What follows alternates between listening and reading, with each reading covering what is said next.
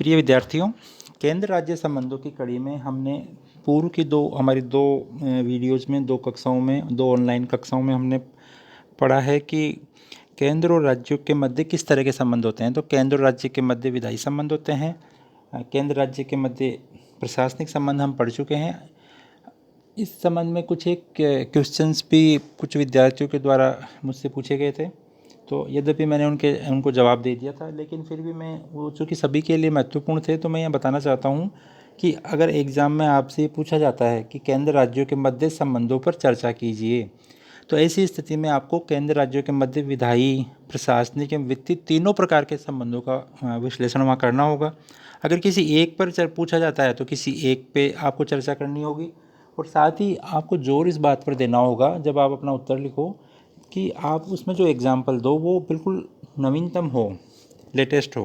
क्योंकि आप day to day रोज़ाना जब पेपर पढ़ते हैं, क्योंकि अभी आपका एग्ज़ाम 1 साल बाद में होगा, तो हो सकता है उस समय तक और नए नए उदाहरण बन जाएंगे। तो मेरा कहने का आशय ये है कि आप कॉन्सेप्ट को समझ लो, उदाहरण आप अपने आप बना लोगे, क्योंकि जब आप न्यूज़पेपर पढ़ोगे तो उससे आपको अपने आप ही एग्ज़ाम्पल मिल जाएंगे। तो केंद्र और जो राज्य के मध्य जो संबंध है, उस कड़ी में हम आज वित्तीय संबंधों पर चर्चा करेंगे।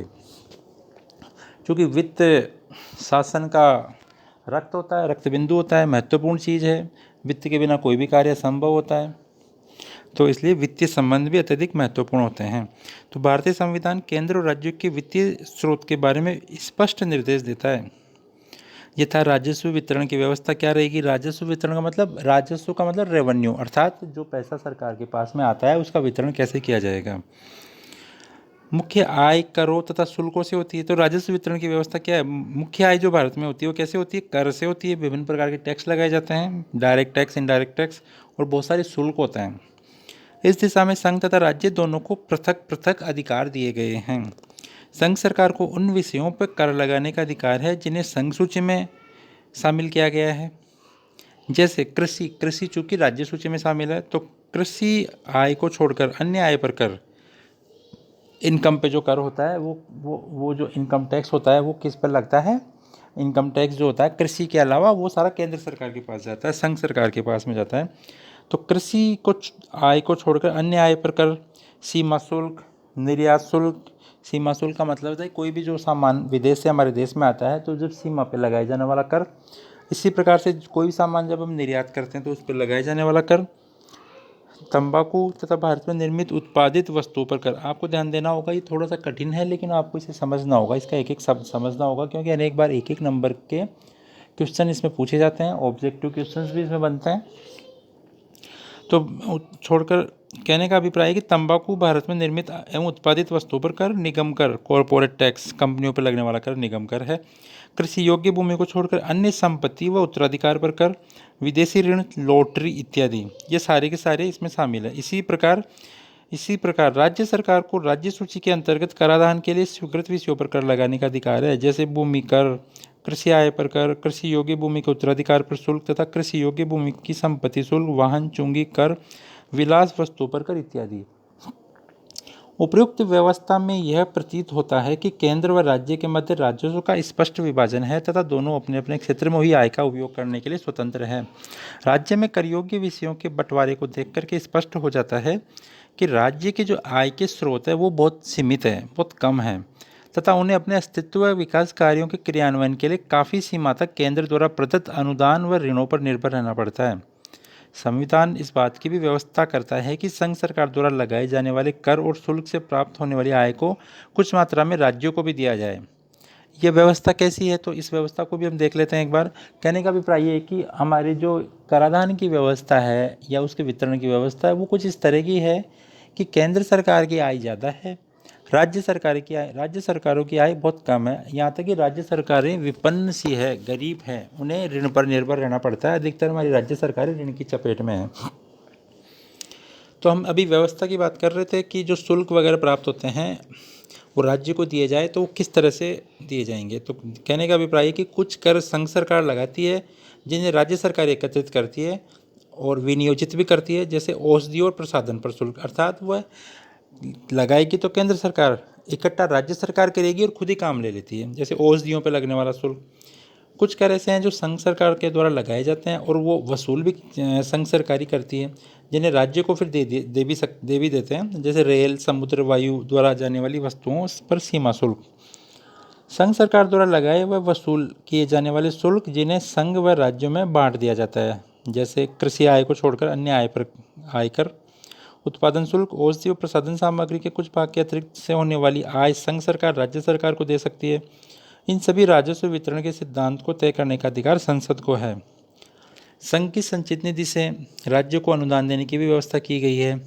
कॉन्टिजेंसी फंड, संघ की संचित निधि से राज्यों को अनुदान देने की भी व्यवस्था की गई है। यह राशि संसद के द्वारा निर्धारित की जाती है। केंद्र के अनुमोदन पर राज्यों द्वारा निष्पादित विकास कार्यों के लिए ये राशि प्रदान की जाती है। ये राशि विभिन्न राज्यों के लिए भिन्न भिन्न हो सकती है। हमारा संविधान यह व्यवस्था करता है कि संघ के उद्देश्यों की पूर्ति के लिए संसद अनुच्छेद 269 तथा 270 में उल्लिखित शुल्क पर, अर्थात 269 और 270 में जिनका उल्लेख किया गया, उन शुल्कों पर अधिभार लगा सकती है। ये आय भारत की संचित निधि में जमा होती है। राज्यों को इसमें हिस्सा प्राप्त नहीं होता है। ध्यान देवें, राज्यों का इसमें कोई हिस्सा नहीं होता। इसी संचित निधि की सुरक्षा के आधार पर संघ सरकार विदेशों से तथा देश में ऋण ले सकती है। इसी प्रकार की व्यवस्था राज्य सरकारों के लिए भी की गई है। वे अपनी संचित निधि की सुरक्षा के आधार पर देश में ऋण ले सकती है, जिसकी सीमा मर्यादित है।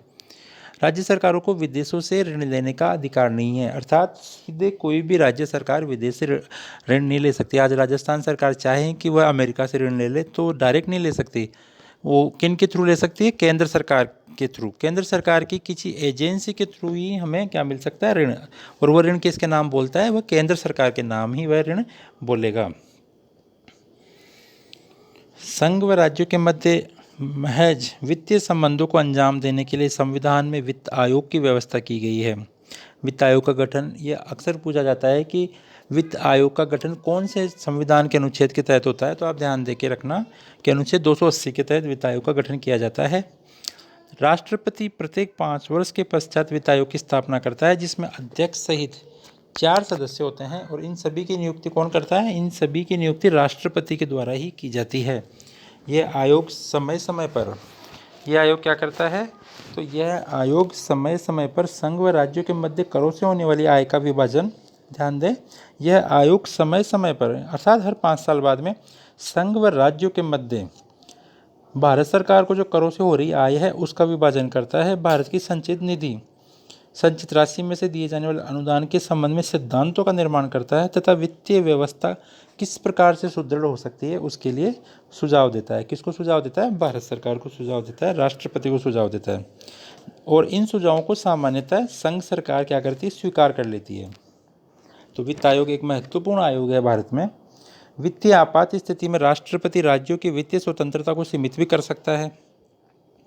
राज्य विधानमंडलों द्वारा पारित वित्त विधेयक को विचारार्थ अपने पास भी मंगवा सकता है कि अगर मान लो कोई वित्तीय आपात की स्थिति लगी हुई है तो ऐसी स्थिति में राष्ट्रपति क्या किया जा सकता है? वित्तीय स्वतंत्रता को सीमित किया जा सकता है। वित्तीय आपातकाल क्या होता है? तो वित्तीय आपातकाल, जैसे हमने सुना, अनुच्छेद 352 के तहत राष्ट्रीय आपातकाल लगता है, 356 के तहत राज्य में आपातकाल लगाया जाता है राष्ट्रपति शासन के रूप में। उसी प्रकार से जब देश में वित्तीय अनुशासन समाप्त हो जाए, अर्थात देश में कोई न कोई वित्तीय क्राइसिस पैदा हो जाए, फाइनेंशियल क्राइसिस पैदा हो जाए, ऐसी स्थिति में राष्ट्रपति वित्तीय आपातकाल लगा सकता है अनुच्छेद 360 के तहत।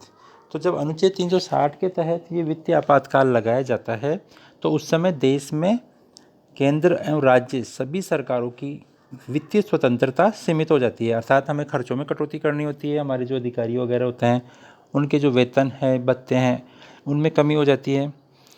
तो वित्तीय आपातकाल अभी भारत में सौभाग्य से भी वित्तीय आपातकाल की स्थिति नहीं आई है और हम चाहते हैं कि आगे भी ऐसी स्थिति नहीं आए। तो इस प्रकार से राज्य विधानमंडलों द्वारा पारित वित्त विधेयक विचारार्थ अपने पास मंगवा सकता है। कब मंगवा सकता है? जब वित्तीय आपातकाल लग गया हो। तो इन प्रावधानों के द्वारा निश्चित रूप से संघ राज्यों के वित्त पर पर्याप्त नियंत्रण बनाए रखता है।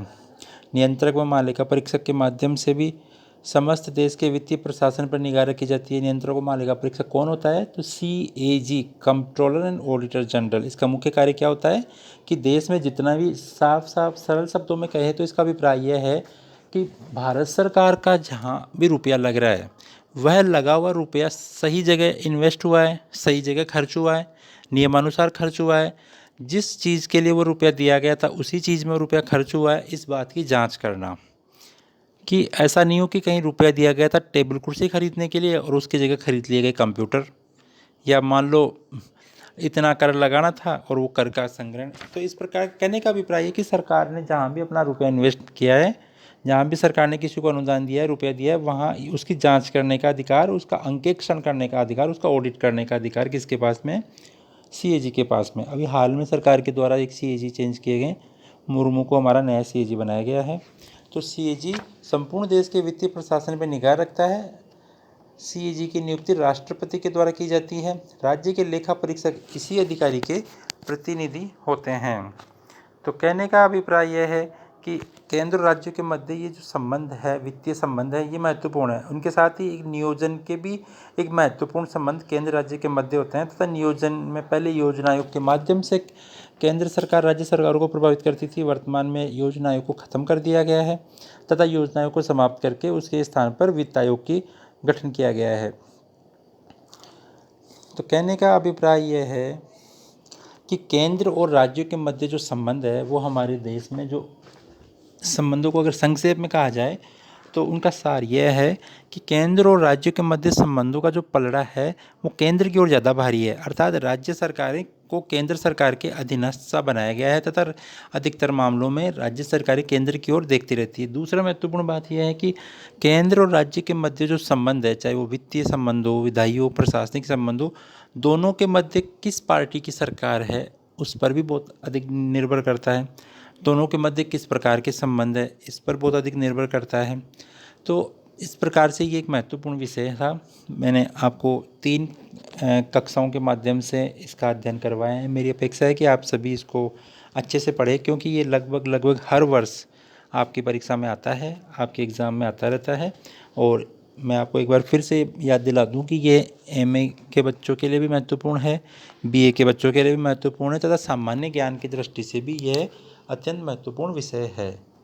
ठीक है भैया, धन्यवाद।